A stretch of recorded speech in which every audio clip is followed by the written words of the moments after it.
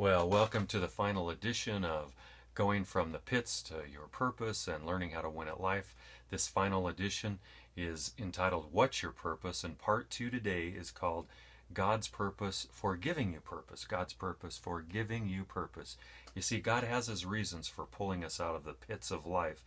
And it's not just all about me or all about you, but He has bigger purposes. Sorry, it ain't all about you or me. But oh, how He does. He does love and adore us, but He's always using the things that He does, the actions that He takes, to reach lots of people. So, first of all, I want to share with you this phrase, head for the person. What do I mean? I mean, when you're in a pit, literally, if you were in a pit and somebody pulled you out of the pit, would you not jump up immediately and look for that person that helped you out of the pit and be, forever grateful? Well, spiritually speaking, it's a lot the same. You see, if God Himself pulls you out of the pit, delivers you from hard stuff. You see, Jesus was God in the flesh so that we could relate to invisible God. And then the invisible Holy Spirit, when we have faith in Jesus, comes and dwells in us and helps us even more in life. So we would look to Him who's rescued us, who saves us. And then the next question we should ask, if we've been rescued, spiritually speaking, from a pit, we should say, well, now what? Now what should we do?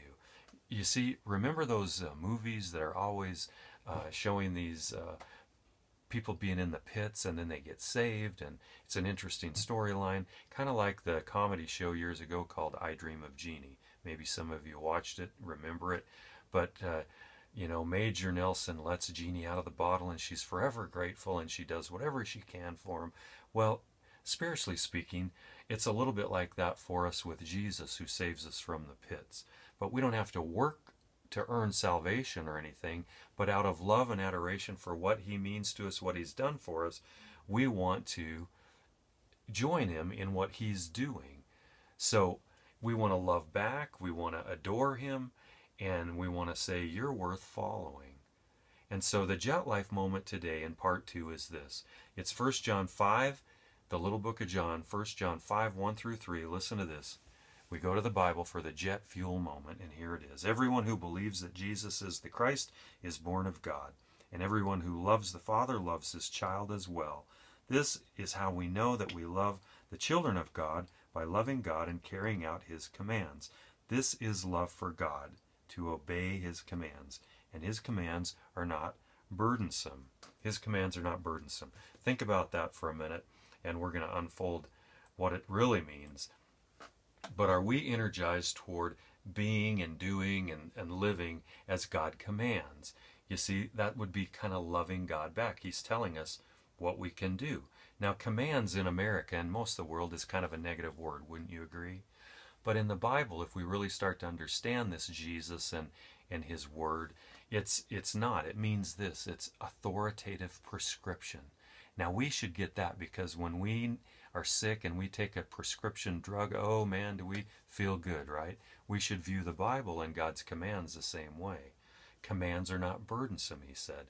Even King David, who I referred to yesterday, said, your law is within my heart. He started to embrace the law or the commands of God.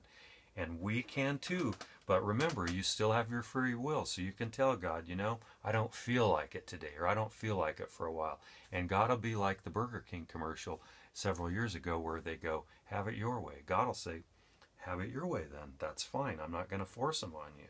But the sad thing is that He knows what is best for us. He can help us avoid the next pit so we don't fall into it in life. And so think about that today. God's purpose for us is to enjoy a real relationship with Him, one where He's our God and we are His children. And I will close with this edition for now. And next time we really get to what you're probably looking for, and that is, what is your purpose here on earth? I mean, we're waiting for heaven, but what is your purpose, God, for me on earth? We'll talk about that next time, hopefully tomorrow. So keep watching.